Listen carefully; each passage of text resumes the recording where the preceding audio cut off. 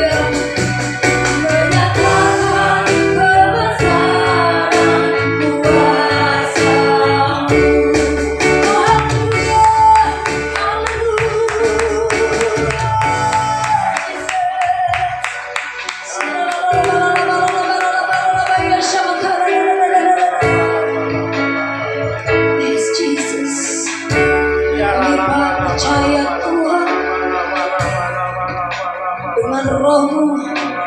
Engkau membebaskan hidup kami dari terbelenggu. Engkau telah memerdekakan kami. Engkau telah membebaskan kami dari belenggu-belenggu dosa, dari belenggu-belenggu sakit penyakit, dari belenggu-belenggu kesusahan, kesedihan. Karena kami percaya sukacita, damai sejahtera telah kami terima Tuhan. Terima kasih Yesus. Bahkan kesembuhan terjadi dalam kehidupan kami. Terima kasih Yesus. Terima kasih Bapa. Sama karena biarlah Bapa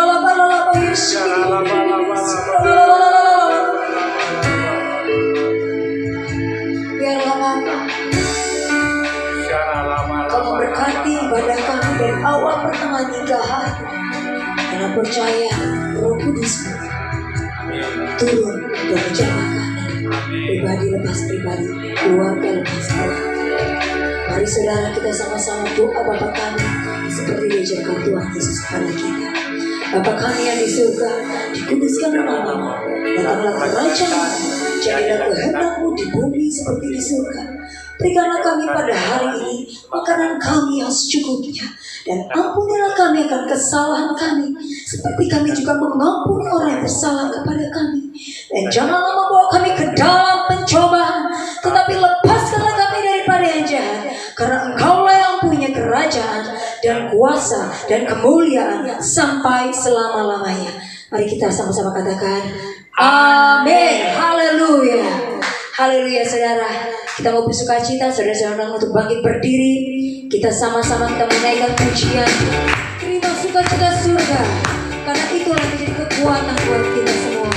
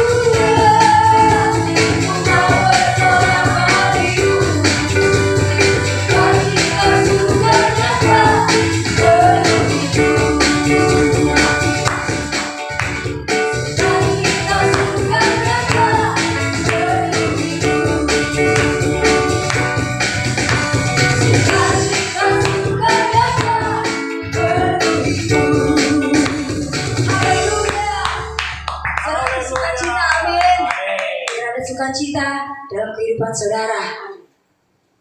Kita mau siapkan hati kita mendengarkan kebenaran firman Tuhan. Mari saudara,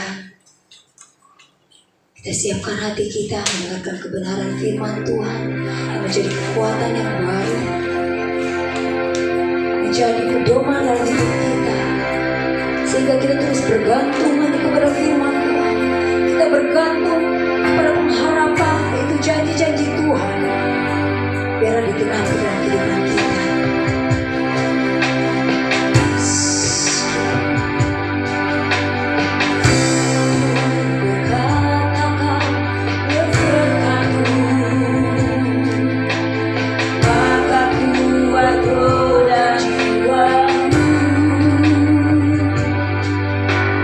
Tangan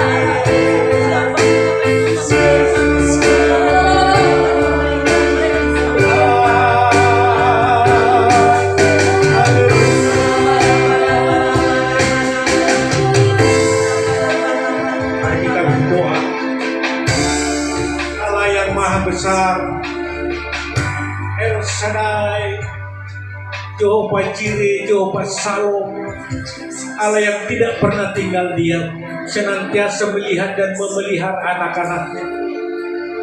Engkau bagaikan induk ayam yang selalu menjaga anak-anakmu Tuhan, memberi kami makan ya Tuhan. Terima kasih Bapa. Walaupun kami ibadah tetap di rumah Tuhan, kami tahu Tuhan bahwa di rumah pun itu adalah gereja-Mu Tuhan. Kami ini adalah anak-anak-Mu yang telah Kau panggil keluar dari kegelapan kepada suatu terang yang luar biasa. Biarlah kami menjadi garam dan terang dunia Tuhan, karena kami tahu segala sesuatu ada waktunya. Kami akan masuk dalam firman-Mu Tuhan. Urapi hamba-Mu ini Tuhan, pakai hamba-Mu Tuhan, urapi kami semua. Kami akan duduk diam mendengar isi hati-Mu Tuhan. Di dalam nama Yesus Kristus, kita yang siap terima firman sama-sama katakan amin. Ya, puji Tuhan. Shalom. Tanpa terasa kita sudah di minggu terakhir bulan Juli. Nah, khotbah seperti yang saya katakan pada tanggal 12 Juli, minggu 12 Juli, bahwa hikmat ini dibagi dua. Itu tanggal 12 dan kemarin tanggal 19 karena kita ikut, karena Pak Niko yang khotbah dan perjamuan, jadi kita ikut ke Rayon. Dan sekarang kita kembali lagi ke rumah kita di GBI Grand Residence, saudara-saudara. Dan saya akan lanjutkan hikmat yang Tuhan terus memperbaharui. Sampai saya tidak bisa terlalu konsentrasi untuk menghafal dengan baik. Tetapi memang hikmat yang Tuhan berikan kepada manusia itu sebenarnya kita manusia kurang cakap menangkap. Karena kalau kita melihat Rasul Paulus mengatakan ada hikmat dunia dan ada hikmat dari Allah. Tapi sebenarnya itu akibat daripada hikmat yang diberikan Tuhan kepada manusia. Dan manusia itu karena sudah merasa pintar, akhirnya bikin sesuatu sendiri yang sudah melupakan Tuhan. Seperti khotbah pada tanggal 12 Juli tentang hikmat Salomo, di mana Salomo berdoa mempersembahkan korban sampai 1000 korban di Bukit Gibeon. Dan Tuhan bilang ke dia, apa yang kau minta aku akan berikan. Salomo hanya minta satu hikmat untuk memimpin bangsa Israel yang begitu besar dan pintar-pintar itu. Tapi Tuhan bilang, karena engkau tidak meminta umur panjang dan kekayaan, maka itu pun akan kuberikan kepada aku. Nah, tapi sayangnya kalau kita melihat bahwa Salomo itu sudah terlalu mengagungkan hikmat yang ada pada dirinya, karena dia dipuji orang, disanjung orang, bahkan Ratu Sheba dari Ethiopia itu sangat kagum kepada Salomo. Dan kita melihat bahwa memang dalam Alkitab tidak ada, tapi dalam sejarah gereja, bahwa Ratu Sheba itu sebenarnya tinggal di istana Salomo sampai dia punya anak satu. Akhirnya masyarakatnya datang jemput dia dan dibawa pulang ke Ethiopia. Dan itulah sebabnya kita tahu sampai hari ini di Afrika banyak orang Yahudi. Nah, itu keturunan Salomo, orang Yahudi kulit hitam. Nah, saudara-saudara, Salomo karena terlalu memuji-muji hikmat, sampai dia itu jauh dari Tuhan dan jatuh dalam penyembahan karena istrinya terlalu banyak. Dan Tuhan mencondong ke istri-istri mencondongkan hatinya kepada berhala-berhala, sehingga Tuhan menegur dia. Dia bilang, karena kelakuanmu seperti itu, kalau saudara bisa baca dalam 2 Raja-Raja. Satu Raja-Raja, maka aku akan mengambil kerajaanmu ini, tetapi selama kau hidup, karena hamba-Ku Daud hebat, maka aku tidak akan meruntuhkan. Tapi kalau engkau sudah tidak ada, meninggal, maka kerajaan ini aku akan bagi 2. Tapi karena hamba-Ku Daud, kembali lagi Tuhan membanggakan Daud, satu bagian aku akan berikan tinggalkan. Nah, itulah yang menjadi raja dari keturunan Raja Salomo. Dan 10 suku itu ikut menjadi kerajaan utara. Hanya 2 suku hanya 1 suku yang di selatan itu Yehuda. Nah, saudara-saudara, tapi akhirnya Salomo kita pelajari bahwa dia itu bertobat. Kita bisa lihat sampai menulis di Amsal 1, Amsal, Pengkhotbah, kemudian Kidung Agung, semua Salomo. Dan yang hebatnya dalam Amsal 1 ayat 7, Salomo menulis bahwa takut akan Tuhan adalah permulaan pengetahuan, tapi orang bodoh menghina hikmat dan didikan. Jadi hikmat itu dimulai dari takut akan Tuhan. Kemudian di dalam Pengkhotbah 1 ayat 14, Salomo mengatakan bahwa segala sesuatu di matahari ini sia-sia. Karena apa? Salomo punya hikmat, kekayaan, dia penguasa, tapi dia menganggap itu tidak ada lagi artinya ketika Tuhan sudah tidak mengindahkan dia lagi. Dan dalam Kidung Agung kalau kita baca, saudara-saudara, rasanya kitab ini tuh isinya cinta-cinta melulu. Karena Salomo sebenarnya ingin mengungkapkan dirinya bahwa dia kehilangan cinta dari Tuhan. Sehingga yang dia puji-puji itu adalah seorang bekerja di kebun anggur dia, seorang kulit hitam. Dia bilang, cantik engkau manisku walaupun kulitmu hitam, tapi gigimu putih seperti itu. Nah itulah Kidung Agung. Saudara-saudara, oleh karena itu mari kita lanjut tentang hikmat ini, karena kita sudah tahu bahwa hikmat itu adalah Yesus sendiri. Nah saudara, saya waktu awal-awal Juli ini terus saya merenungkan tentang hikmat. Tetapi saya juga tidak bisa ketemu dengan baik. Sampai Tuhan mengingatkan saya tentang ketika Azusa Street yang kita sebut Pentakosta kedua. Itu seorang perempuan yang di depan rumah dari William Seymour itu datang ke pertemuan di Azusa Street itu, dan dia tidak bisa main keyboard waktu itu keyboard belum ada, masih piano. Tapi ketika dia sudah masuk dalam pertemuan itu, dia tertarik untuk main piano dan sama sekali dia tidak pernah belajar piano, tidak pernah pegang piano sebelumnya. Dan dia langsung diberi hikmat oleh Tuhan untuk pandai bermain piano. Nah oleh karena itu saya hubungkan dengan Musa ketika akan membangun tabernakel Musa. Yang saya katakan saya mau mulai dari Aholiab dengan Besalel. Karena Tuhan bilang kepada Musa dalam Keluaran 31 ayat 6, juga aku telah menetapkan di sampingnya Aholiab bin Ahimasak dari suku Dan, dalam hati setiap orang-orang ahli telah kuberikan keahlian.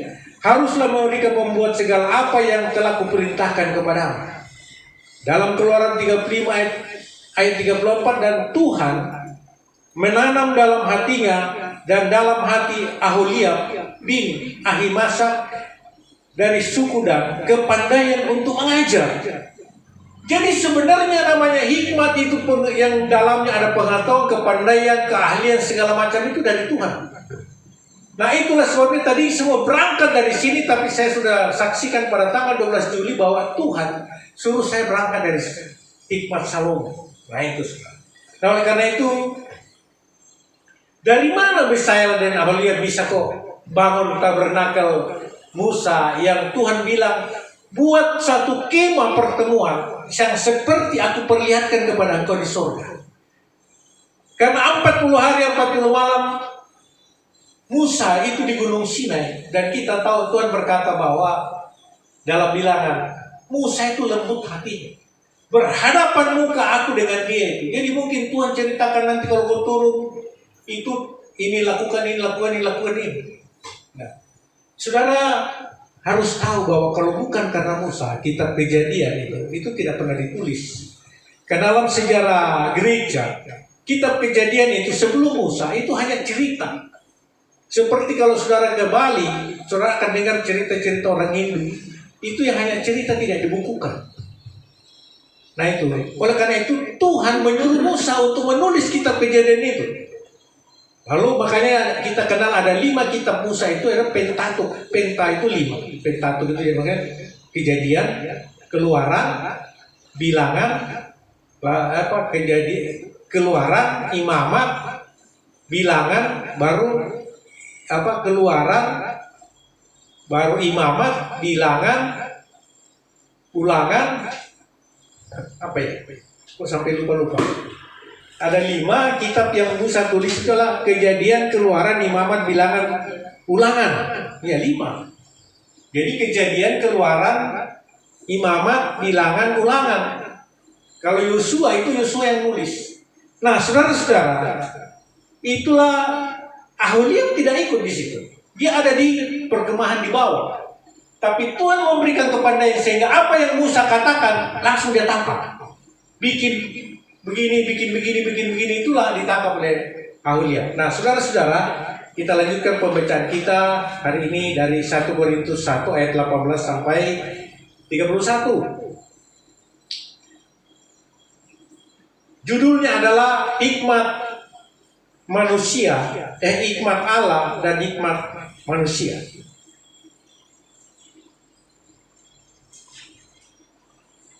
Jadi kalau kita membaca sepertinya memang ada hikmat manusia, tapi sebenarnya itu hikmat Allah yang diselewengkan karena kepandaian manusia. Hikmat Allah dan hikmat manusia itu perikopnya. Nah, mari kita baca sama-sama mulai dari ayat 18. Sebab pemberitaan tentang salib memang adalah kebodohan bagi mereka yang akan binasa, tapi bagi kita yang diselamatkan pemberitaan itu adalah kekuatan Allah. Karena ada tertulis, aku akan membinasakan hikmat orang-orang berhikmat dan kearifan orang-orang bijak akan kulenyapkan. Di manakah orang yang berhikmat? Di manakah ahli Taurat? Di manakah pembantah dari dunia ini? Bukankah Allah telah membuat hikmat dunia ini menjadi kebodohan? Oleh karena dunia adalah hikmat Allah, tidak mengenal Allah oleh hikmatnya, maka Allah berkenan menyelamatkan mereka yang percaya oleh kebodohan pemberitaan Injil. Orang-orang Yahudi yang menghendaki tanda dan orang-orang Yunani mencari hikmat. Tetapi kami memberitakan Kristus yang disalibkan. Untuk orang-orang Yahudi untuk suatu batu sandungan, dan untuk orang-orang Yahudi suatu kebodohan. Tapi untuk mereka yang dipanggil, baik orang Yahudi maupun orang bukan Yahudi, Kristus adalah kekuatan Allah dan hikmat Allah. Sebab yang bodoh dari Allah lebih besar hikmatnya daripada manusia, dan yang lemah dari Allah lebih kuat daripada manusia. Ingat saja, saudara-saudara, bagaimana keadaan kamu ketika kamu dipanggil menurut ukuran manusia. Tidak banyak orang yang bijak, tidak banyak orang yang berpengaruh, tidak banyak yang terpandang. Tetapi apa yang bodoh bagi dunia dipilih Allah untuk memalukan orang-orang yang berhikmat. Dan apa yang lemah bagi dunia dipilih Allah untuk memalukan apa yang kuat. Dan apa yang tidak terpandang dan yang hina bagi dunia dipilih Allah, bahkan apa yang tidak berarti dipilih Allah untuk menegakkan apa yang berarti, supaya jangan ada orang manusia yang memegahkan diri di hadapan Allah. Tetapi oleh Dia kamu berada dalam Kristus Yesus, yang oleh hikmat telah menjadi hikmat bagi kita. Ia membenarkan dan menguduskan dan menebus kita. Karena itu seperti ada tertulis, barang siapa yang bermegah hendaklah bermegah dalam Tuhan. Nah, saudara-saudara, kalau kita belajar dari Alkitab, tokoh-tokoh Alkitab tidak ada orang yang hebat yang Tuhan pakai. Semua orang biasa, tapi kemudian menjadi orang hebat karena Tuhan yang memberi hikmat. Kenapa Tuhan kita berinkarnasi itu menjadi seorang rakyat biasa, lahir di kandang domba? Kenapa tidak lahir misalnya di istana Herodes, tidak lahir di rumahnya Imam Kayafas? Dia mengambil rupa seorang hamba. Karena untuk membuktikan bahwa Yesus yang lahir itu orang biasa. Tapi kalau kita baca firman-Nya, ketika dia mulai besar di Nazaret, maka firman Tuhan katakan semakin besar semakin bertambah hikmahnya dan semakin kuat. Nah itu. Jadi kalau saudara wah nanti saya pintar baru melayani Tuhan, saya nanti pintar main keyboard baru melayani Tuhan, nanti saya jadi pintar latihan nyanyi baru melayani. Ya, ingat panggilan kita. Cuma ketika Tuhan memanggil saya berdiri depan saudara-saudara itu sudah 9 tahun, tidak pernah saya berhenti. Setiap hari minimal 1 khotbah yang saya dengar. Kemudian kalau nggak percaya tanya Ibu Agnes, istri saya. Kadang-kadang sampai ketiduran saya, HP saya itu khotbah sendiri sih. Kemudian setiap minggu paling tidak 10-20 halaman buku-buku literatur saya baca. Saya pelajari Alkitab juga setiap hari. Karena saya tahu saya ini pengkhotbah. Saya tidak bisa memberitakan sesuatu yang saya tidak alami, saya tidak lihat, saya tidak baca itu kepada jemaat. Karena saya tahu Tuhan memberi kita kepandaian untuk belajar, untuk disampaikan. Karena apa kata Tuhan kepada Abraham? Aku akan menjadikan engkau bapa segala bangsa, dan melalui engkau semua bangsa di bumi diberkati, dan engkau akan menjadi berkat. Jadi tujuan Tuhan memanggil kita menjadi berkat.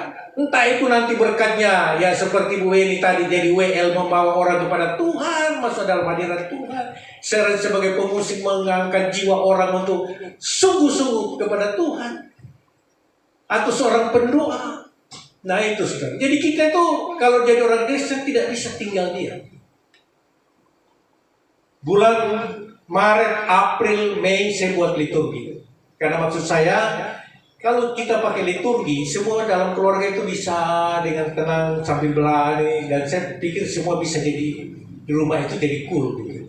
Tapi tanggal 1 Juni, saya tidak bisa lupa, Tuhan bilang, kuasai teknologi HP.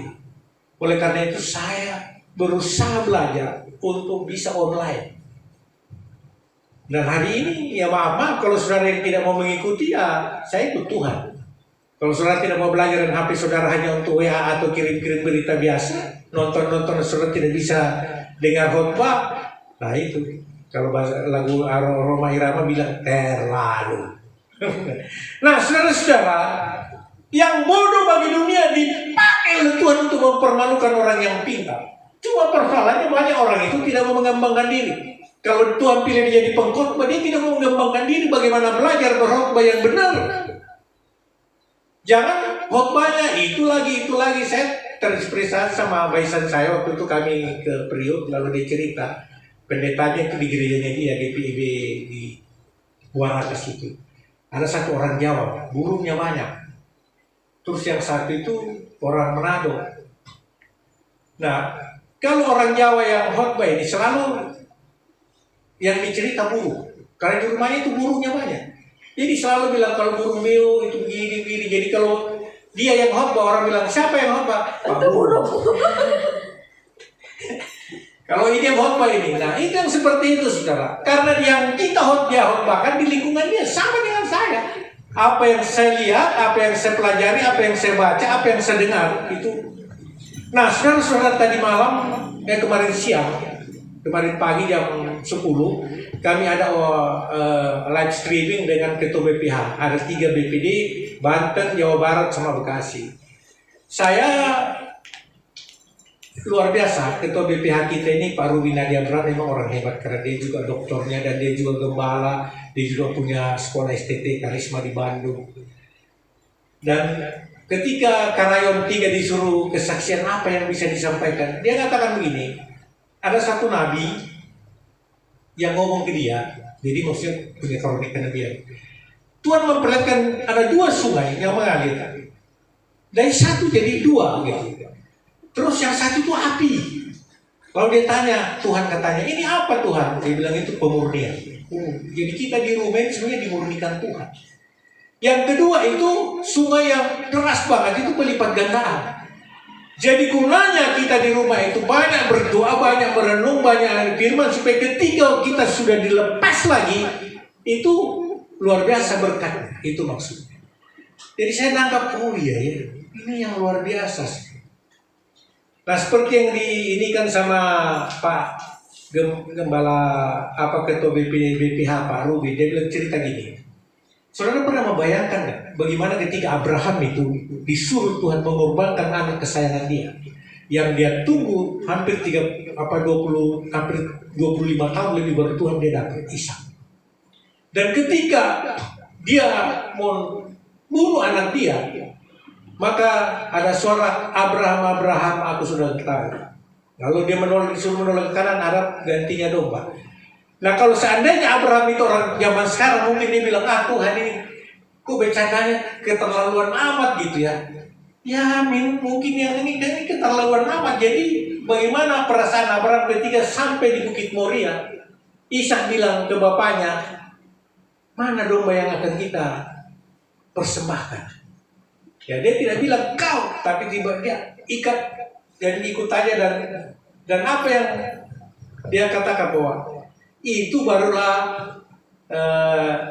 engkau bisa kuberi gantinya domba. Tapi anakku yang kukasihi, aku persembahkan untuk menebus dosa manusia. Tidak ada yang bisa ganti. Wah, saya waktu dengar itu dijelaskan seperti itu, luar biasa. Memang orang kalau hebat di dalam Tuhan dan diberi hikmah dan pendidikan yang luar biasa, Itu. Dia bilang, seandainya Abraham kita bilang ke Tuhan, terlalu keterlaluan bercandaannya Tuhan ini ke saya. Nah kalau tahu gitu nggak usah anak saya lah di ini. Tapi Tuhan bilang, itu aku kasih penggantian. Tapi anak kesayanganku disalibkan, dihina, dibunuh. Tidak ada yang bisa menggantikan. Waktu saya dengar itu iya, luar biasa. Nah saudara, hari-hari ini kita banyak di rumah, kita harus tahu bahwa ini kita mesti belajar banyak berdoa. Banyak orang bermasalah tapi kadang-kadang tidak bisa jalan keluarnya. Saya dengar banyak hal tentang kita di rumah ini. Nah saudara-saudara, dari sini saya coba mengambil tiga hal saja. Yang pertama, hikmat bisa berkembang dalam hidup kita pakai. Yang pertama, Amsal 1 ayat 7, takut akan Tuhan adalah permulaan pengetahuan, tapi orang bodoh menghina hikmat. Jadi, saudara-saudara takut akan Tuhan. Takut akan Tuhan itu apa? Rajin berdoa, rajin ke gereja, kita apa yang Tuhan suruh kita lakukan, itu namanya takut. Saya terus terang hampir 20 tahun tidak pernah tinggalkan Tuhan. Dan saya selalu takut untuk mempersiapkan ibadah ini. Tadi pagi juga dengan Ibu Agnes kami baptis anak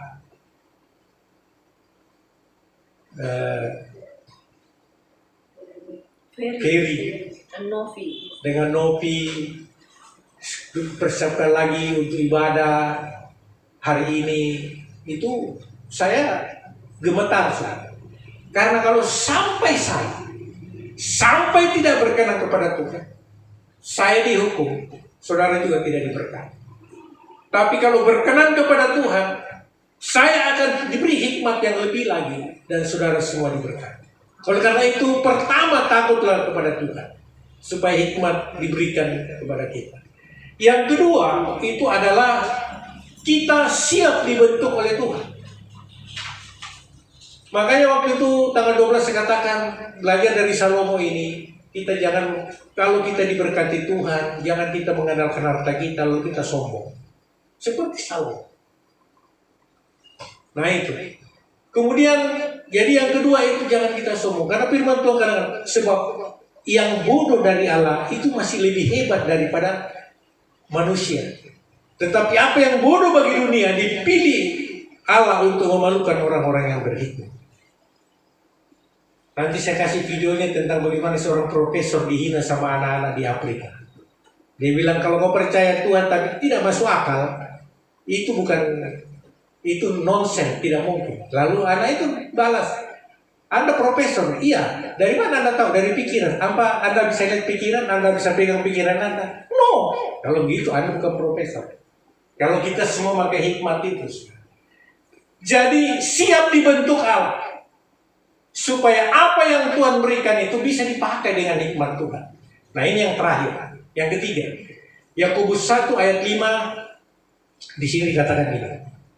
Tetapi apabila di antara kamu ada yang kekurangan hikmat, hendaklah ia memintanya kepada Allah, yang memberikan kepada semua orang dengan murah hati dan dengan tidak membangkit-bangkitkan.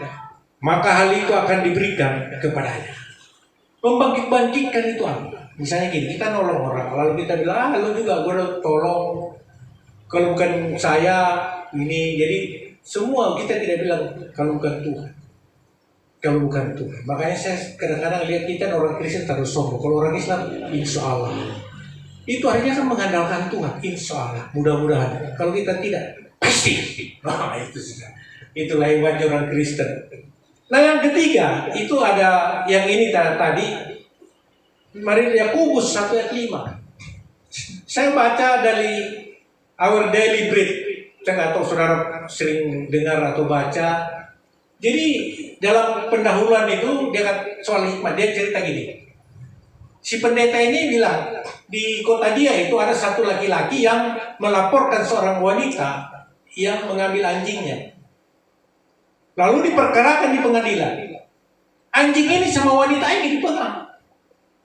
Wanita ini mengatakan anjing ini saya beli, ini buktinya surat-suratnya lengkap. Nah itu sih. Hakimnya kan bingung. Tapi pemuda yang bilang, itu anjing saya. Nah saudara tahu kan kalau namanya surat itu kan bisa palsu-palsu aja. Karena sudah bingung ini hakimnya. Dia bilang gini, oke, saya ingin tahu pemilik anjing yang sebenarnya. Lepaskan talinya. Dan itu pemiliknya. Saudara, di dalam Daily Breed itu maka anjing itu dilepas. Dan anjing itu lari ke laki-laki ini. Dan di situ dia sangat akar. Dia jilat laki-laki itu. Dia pegang-pegang sampai hakim bilang, ini pemiliknya. Bukan perempuan ini. Kenapa anjing itu dia main di pegang wanita? Karena dia kasih makan. Tapi hatinya anjing ini sama pemilik.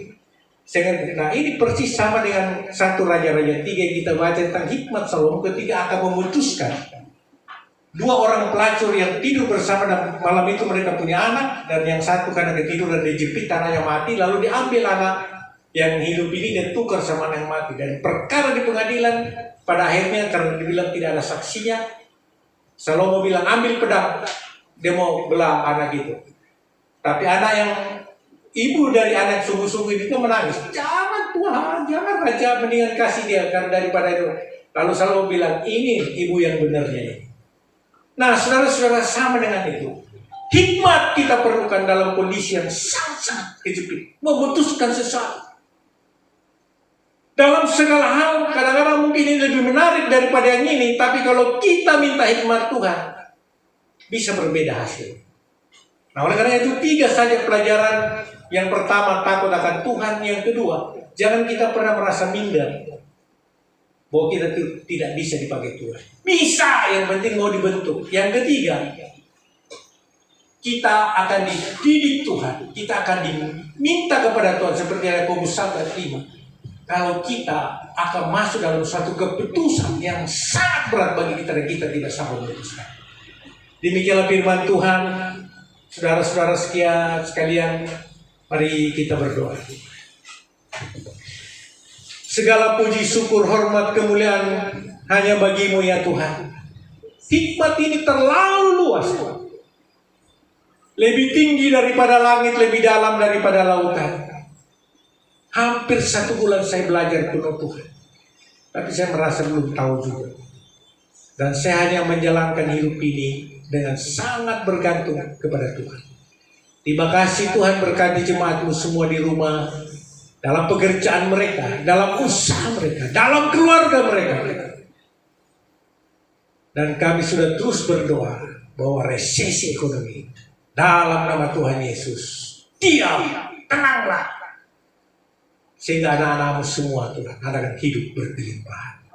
Terima kasih Bapa, di dalam nama Yesus Kristus Tuhan yang hidup kami berdoa dan mengucap syukur. Haleluya. Sama-sama katakan amin. Tuhan Yesus memberkati.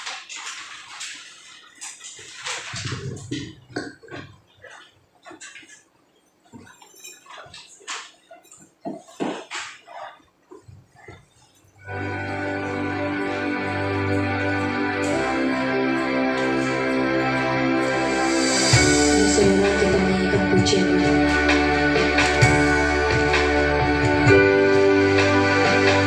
Untuk menanggapi firman Tuhan, katakan, Kaulah segalanya.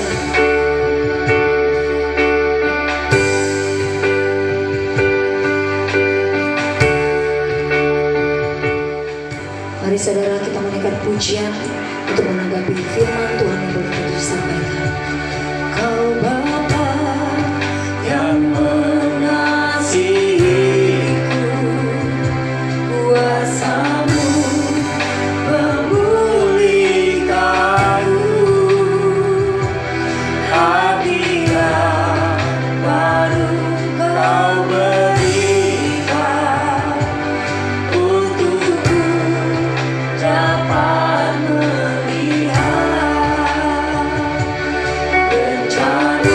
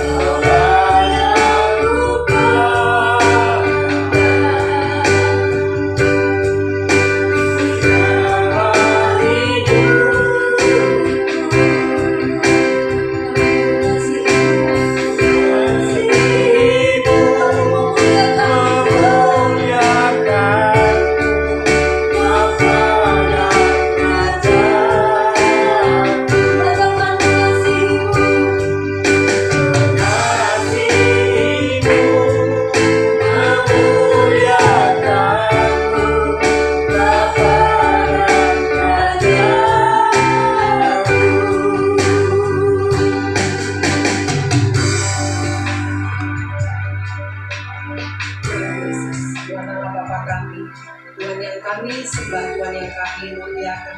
Kami mengucap syukur Tuhan akan hari ini, karena kami telah mendapat berkat firman-Mu. Biarlah firman itu boleh menjadi rema dalam hidup kami. Tuhan, ampuni segala dosa kesalahan yang kami perbuat, seperti juga kami belajar mengampuni orang yang bersalah terhadap kami. Terima kasih Tuhan Yesus. Sepanjang hari ini, sepanjang hidup kami, Tuhan telah campur tangan dalam hidup kami. Tuhan memberikan kesehatan, keselamatan. Tuhan memberikan berkat-berkat yang melimpah yang telah kami nikmati dalam hidup kami. Terima kasih. Kami juga mengucap syukur akan gembala kami Bapak Nathan dan Ibu Nathan, Tuhan, dalam pelayanannya yang telah menyampaikan firman-Mu. Tuhan berkati Bapak, berkati baik pelayanannya maupun kehidupan pribadinya. Tuhan memberikan hikmat, kemampuan Tuhan Yesus. Tuhan campur tangan dalam kehidupan pribadinya. Tuhan senantiasa untuk bungkus dengan kuat kuasa darah Tuhan Yesus. Tuhan juga memberkati kesehatannya, keselamatannya Tuhan. Tuhan juga memberkati anak mantu dan cucunya Tuhan. Tuhan memberikan yang terbaik Tuhan di dalam kehidupan keluarga besarnya. Terima kasih Tuhan. Kami juga berdoa untuk gembala pembina kami Bapak Niko Nyotora Harjo dengan serta keempat wakilnya dan keluarga besar mereka. Tuhan senantiasa tutup bungkus mereka dengan kuat kuasa darah Tuhan Yesus. Tuhan memberkati pelayanannya Tuhan, kesehatannya, keselamatannya Tuhan. Terima kasih Bapak. Kami berdoa juga untuk gembala rayon, cabang maupun ranting, para pengerja mereka, keluarga besar mereka masing-masing Tuhan berkati. Tuhan berikan yang terbaik Tuhan dalam pelayanannya maupun kehidupan pribadinya. Terima kasih Tuhan. Kami berdoa untuk bangsa kami Tuhan, bangsa Indonesia.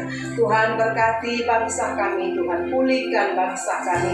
Kiranya COVID-19 ini Tuhan lewatkan dari bangsa kami Tuhan. Berkati para pemimpin kami, Bapak Presiden, Wakil Presiden, para menteri Tuhan, serta jajaran yang terkait Tuhan berkati. Dengan hikmat kemampuan Tuhan untuk mereka memimpin bangsa kami Tuhan. Biarlah setiap keputusan yang diambil itu boleh menjadi berkat bagi kami semua. Berkati perekonomian bangsa kami, pulihkan Tuhan Yesus. Perekonomian pada saat ini sedang menurun. Tuhan memberkati, Tuhan menjamah para investor Tuhan, pemilik-pemilik pabrik maupun perusahaan, toko maupun yang terendah sekalipun Tuhan berkati. Sehingga mereka boleh Tuhan Yesus memulai bisnisnya kembali, berinvestasi Tuhan, sehingga perekonomian kami boleh bangkit kembali Tuhan. Terima kasih Tuhan. Berkati juga tenaga medis Tuhan, baik dokter Tuhan, suster Tuhan, peneliti vaksin Tuhan maupun relawan medis sekalipun Tuhan berkati. Tuhan senantiasa tutup bungkus mereka dengan kuat kuasa darah Tuhan Yesus. Tuhan memberikan semangat Tuhan untuk mereka bekerja Tuhan, mengatasi para pasien yang banyak Tuhan saat ini. Tuhan berikan kesehatan, keselamatan. Tuhan jagai mereka masing-masing. Terima kasih Tuhan Yesus. Kami mengucap syukur akan gereja kami ini, GBI Grand Resident. Tuhan Kau berkenan akan keberadaan gereja kami ini.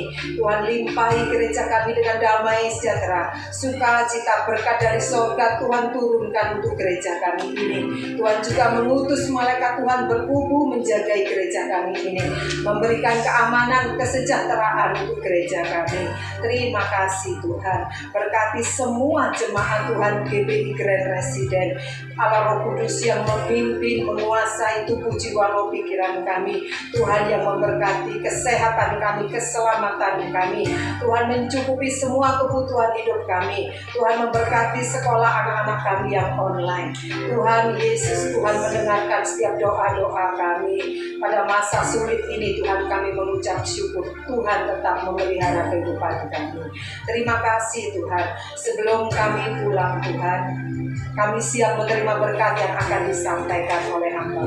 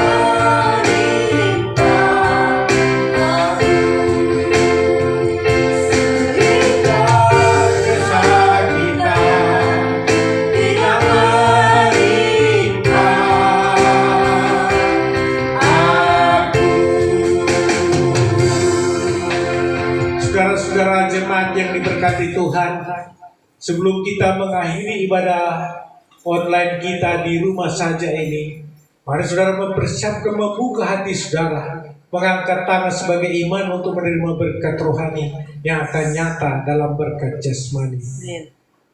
Kasih karunia damai sejahtera sukacita yang berlimpah-limpah daripada Allah Bapa di surga, di dalam putranya Yesus Kristus Tuhan, dan oleh persekutuan yang manis dengan Allah Roh Kudus turun atasmu pada hari ini, akan senantiasa menyertai, memberkati engkau dalam rumah tanggamu, dalam pekerjaanmu, dalam usahamu, dan kemanapun engkau pergi akan dijagai dan senantiasa dilimpahi rahmat. Di dalam nama Yesus Kristus Tuhan kita yang percaya dan sudah terima berkat Tuhan, sama-sama katakan amin.